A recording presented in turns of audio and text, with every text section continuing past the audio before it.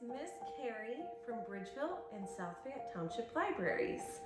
And we're going to do the Itsy Bitsy Spider finger play that we usually do.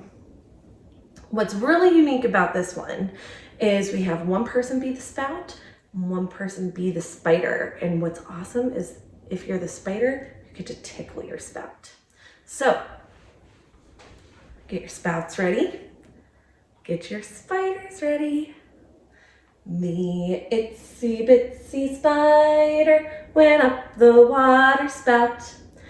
Down came the rain and washed the spider out. Unless you hang on.